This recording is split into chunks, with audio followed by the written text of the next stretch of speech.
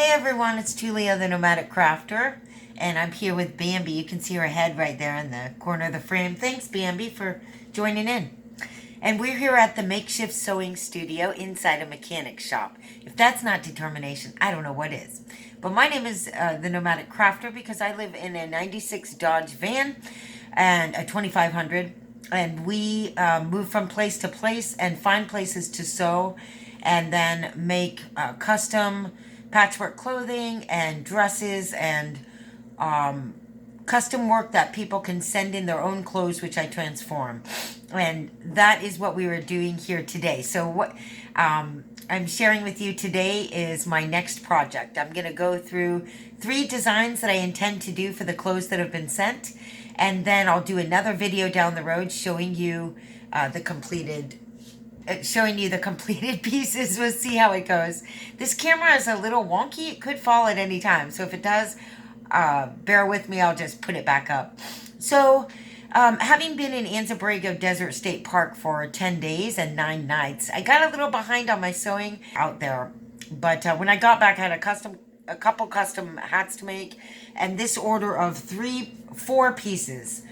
And since then, I've got in 3 more patchwork pants and 2 bell sleeve tops. So I have a lot of work to do. I also found an awesome 50% off sale at a small little thrift store the other day and ended up picking up some t-shirts for like $1.50 each and some skirts for $3 each. And you know what I'm going to do with those is put them together in a t-shirt dress. So I'm really excited. Hopefully by spring I'll have a nice wide selection for everybody coming into spring. Of course, the t-shirt dresses can be worn over leggings and with jackets and sweaters, and they're just as cute. So you can check out all of my work in my store called California Patchwork on the site Etsy.com. That's ETSY.com. And you can get to my store by going to Etsy.com/stores/California Patchwork. Thanks so much for doing that. Now, these projects are Grateful Dead projects because my customer is a deadhead like me. And the first one is adorable because it comes from this song called Scarlet Begonias. She wore scarlet begonias tucked into her curls. I knew right away she was not like other girls.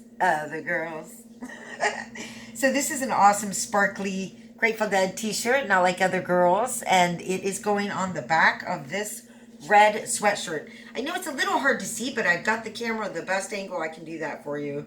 I'm gonna just make it a nice square here on the back and low enough so that when the hood's down it's not covering too much of the design. And then if I have some tie-dye left over from one of the other projects, I'll be putting it on the sleeve here. So she'll just have this funky red sweatshirt and everybody will know she's not like other girls. So that's the first one. The second one I'm pretty excited about, and again, it's going to be a little hard to see, but so this is just a flowy, lightweight, what do they call it? Ombre dyed shirt, tie-dye shirt. And what I'm going to do is take this, steal your face. See, this is hard to show you, but without undoing the placement of it. Classic Grateful Dead symbol, steal your face. And I'm going to cut it into a round shape here. And I'm basically going to stitch it on in the round there. And I'm going to leave the extra t-shirt fabric around it. And what I'm going to do is cut fringes all the way around it. They're going to be all the way around. And as I come to the bottom here, as it gets down here, I'm going to make the fringes longer and longer and longer till at the bottom you've got long fringes hanging down. The funny thing is my mechanic came in and I showed him the design and he said, yeah, and that would be like a beard on the steal your face, which is hilarious. And they were both like, yeah, it'll be like Jerry Garcia with a gray beard. Anyway, the beautiful thing about this design, and by the way, if she's dancing in this top, the fringes are going to be flying all around. So it's going to be adorable. Also, the fringes being longer on the bottom are going to silhouette her body into a thinner shape. The focus will be going down like that. So I think that's a pretty cool design, and I'm really excited about it. And the cool thing is that if she doesn't like the fringes, because the shirt will already be sewn on, and because it's t-shirt fabric and does not need to be folded under for the edging. The edging of t-shirt fabric will not fray. It's a beautiful thing to work with. It is stretchy though. Because it's already sewn down, if she doesn't like the fringe, she could literally just cut it off and it would just be the logo on the shirt. Or if she doesn't like the long beard fringe, she can just cut it to the same size as the other ones around. So, and at the top, it won't be so long as to be covering much of the design. Everybody knows what's at the top of the Steal Your Face. It's the same thing as about middle down in the Steal Your Face. A big lightning bolt right where your third eye would be. I wonder if there's any relevance to that. A lightning bolt in your third eye. I mean, as you know, there's a lot of things about the 60s that are actually referencing the East. Places like India and the philosophies there, as well as the clothing and style there. Because that was just a big influence, and people were opening their minds to different cultures and different understandings, and they were on a quest to be enlightened. And so a lot of hippies went over to India and stayed there or came back, but they went looking for their gurus and they learned a lot and they got exposed to different cultures. So those are some ancient cultures there in India. Pretty. So that's the Steal Your Face design on the lady's top there. My only concern is that this fabric is so thin. The heaviness of the t-shirt fabric on it. A little concerned about that. But this is sort of fly by the seat of your pants type designing and sewing, in the same way that Grateful Dead music has always been fly by the seat of your pants music. Not always knowing what's coming next. Even the band not even knowing what's coming next. And that was what's so beautiful about the music. It would go into places that you couldn't expect. And the emotions that the musicians put into the music through, the different notes that they're picking, just could be so unexpected, like I said. And you have to be technically adept at your instrument in the first place to be able to sort of go off the rails like that and be that spontaneous. You don't not know your instrument and then be spontaneous with it. That could be quite a disaster. And sometimes, even when you do know your instrument, it can be a disaster. But sometimes a disaster feels really good too. So that's what this kind of sewing is. I can't really worry too much about, getting so controlling about it. It really has to be a free-flowing thing. So onto and that is so Grateful Dead. Onto the third design. So what I have here is a long, plain black, stretchy skirt. And what I'm going to do is take this tie-dye, and much like the purple dress I did in the other order for this same customer, where I took a tie-dye and I just attached it almost like a tank top cut of the tie-dye onto the front of the dress, and it just shaped with the dress just perfectly and gave it this cool tie-dye front. Much like that, I'm going to sew this one on here like this. But what I'm going to do on the sides with these sleeves is I'm going to make some fringes. And the back, okay, so the front of the t-shirt will be, the back and the front of the t-shirt will be separated from one another. So I'll have a front piece and a back piece. The front piece will be sewn on here with the front part of these two sleeves coming out, and the back piece will be sewn on the back with those same sleeves coming out the back. And I'm going to make a couple of ties. I was thinking a bunch, but then I think maybe just 2 or 3 of these long fringes here on the side, which will then act as ties right here. 1 tie, 2 tie, 3 tie, right here and here. It'll be adorable if it works out. I don't know until I try it.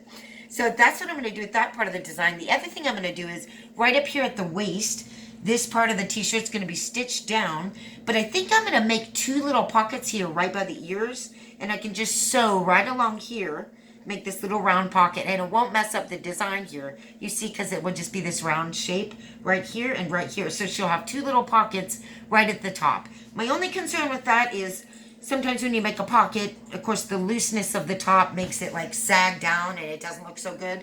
If that happens, then I can simply shut it up. But, or she can shut it up if she doesn't like it. So I'm going to make 2 pockets here, and then I'm going to make these fringe things on the side, and I think it's going to be pretty cool. So those are the 3 main designs. I have a 4th piece I need to make as well. She said that the school she works at changed their edit what they can wear to school as teachers. So she's got all these shirts from her school where she's a teacher, I guess. And I'm going to take these shirts and I'm going to make another t-shirt, like patchwork t-shirt, where it has the t-shirt top and then right here it's got pieces of t-shirt fabric sewn on and hanging down to create like a more voluminous, is that a word? A more voluminous, flowy top that she can wear over like leggings with tall boots or jeans or whatever. And it's going to be fun. And this is the second shirt. So the shirts have all these cool messages on them. I'm really stoked about it. And not only will she be able to wear it to work, but she'll have a shirt which is much like a memory quilt, but it'll be a memory shirt of all of these old t-shirts that are from her school. Any amount of fabric that I don't have enough of, I will just pull from my t-shirt stash. But I should, because when I cut this here, it'll have all of this extra fabric on the bottom. So that'll be the fourth piece. It'll take a while. I spent the last couple hours sort of figuring out what the designs will be. And we'll get started probably on this one today. It might take a couple days. Sewing's a weird thing. It's a creative thing, especially when it's like this. So sometimes it goes real quick. Sometimes it takes longer than you would think. But what I like best is to know that I have a couple days where I can just focus on this one project. One of the reasons I waited to get to this after coming back from Anza Borrego is I had a lot of loose ends that I really needed to clean up. New little Chromebook here. Because I got it like a few days, several days before Christmas. And I was so busy with getting hat orders out, I couldn't even use it for Christmas. So finally I turned it on and I'm figuring it out now. And I figured out I can edit my photos on here. And that the computer basically is not as bad as I thought it was. It's a pretty snappy little number. It's a whole sidebar. This is my life, figuring out the technology and getting to a place where it's more streamlined. So one of the things I've spent time doing is figuring out this Chromebook lately, and it's pretty cool. Kind of bummed because last night I was researching computers and realized I could have, for like $100 more, gotten a little Chromebook like this that was a 360 one and could fold into a tablet with a touch screen and a pen, or maybe not a pen, but a touch screen, and have more gigabytes, like 32 gigabytes even, for just a little bit more. But again, one of the reasons I bought this was it was there right at the time on sale and it was easy and I didn't have to think about it too much. So I did.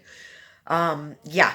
The other thing I've been catching up on is hat orders and then the punk rock jeans, which I should probably show you. Hold on a second. This crust punk jeans. And here's what they look like so far. So crust punk jeans are like a genre of punk that's associated with like homeless traveling type kids that hop trains, kids that play banjos, kids that dumpster dive, but they're like punk rockers. And originally the style was they would get their punk rock patches and stitch them on themselves with this white thread, probably because basic white thread is really inexpensive. So crust punk jeans, this is the project I'm working on now. I may be putting some studs on there, perhaps a key or this other hook. And I have these cool safety pin things. So they just get adorned. They're getting adorned by me. But then he'll be able to add more stitching as he goes. And the back is starting to come along as well. So the more patches, the better. So he can fill in here over the years and really truly make them his own. And I'm going to leave him with some thread, I think in the right size needle to do that when I send his package out to him. So I hope he'll be happy. It was kind of funny, not funny, that I had this custom order listed. You could send me your jeans and I'll just mess them up, whatever style you want. And I had it for $55 and then at some point I put it up to $75, which means when I do that, it means I don't really want to take on this project, but if you'll pay me enough, I'll do it. And I really should be charging more for some of my things. So he ended up buying the $55 one, and then I realized I was like, oh no, this is supposed to be 75. And we were going back and forth on how many patches I would then be able to do for him. And I was trying to convince him, just let me do the 75 and I'll go off and you'll be totally pleased. And there won't be any limit to what I could do because I'm feeling like I'm getting paid enough for the project. So finally he decided to do that, and that was awesome. But then they came in right around Christmas, and I was like, I don't have time to do it right now. So right when we got back from Anza-Borrego, this, after catching up on hats, is the first thing I started to do. So that's my other project that I'm working on. I feel so grateful to be able to do this work and make people happy making cool clothes. I intend to do more patchwork jeans like this, not necessarily punk rock, but just patchy top stitching that I can do. And he wants it raw like that. Top stitching that I can do in the van. This is the type of work, even if it's a hippie style or whatever, that I can do in the van without a sewing machine.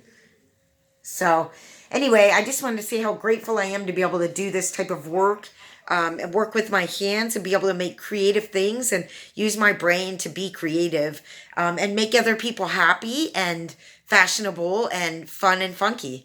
So it's really quite a blessing. And I built this whole thing up for myself, because I was just fascinated with the idea that you could make your own things and sell them on Etsy or eBay. I started with. And I always used to say, no matter what happens in the economy, I mean, it still affects me, but if I were to lose a job, I would always have a job on the side that I made for myself. And it makes me feel proud about that.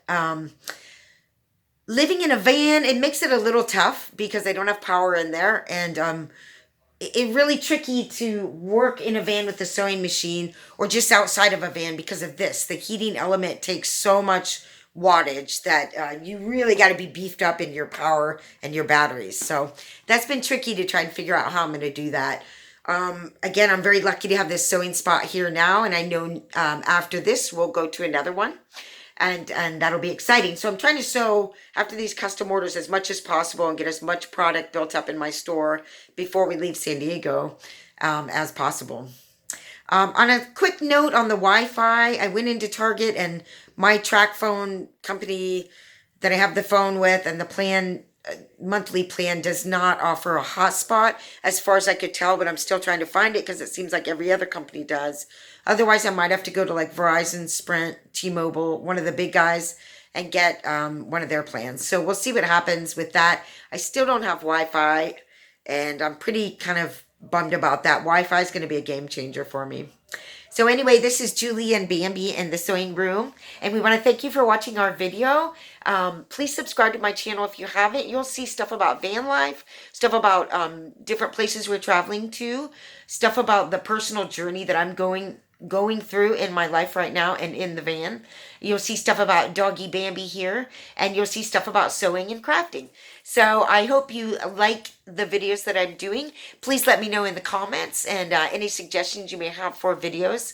We want to thank you today for watching, and again, look out for the video coming up after where I show you the completed works. Thanks so much. Bye.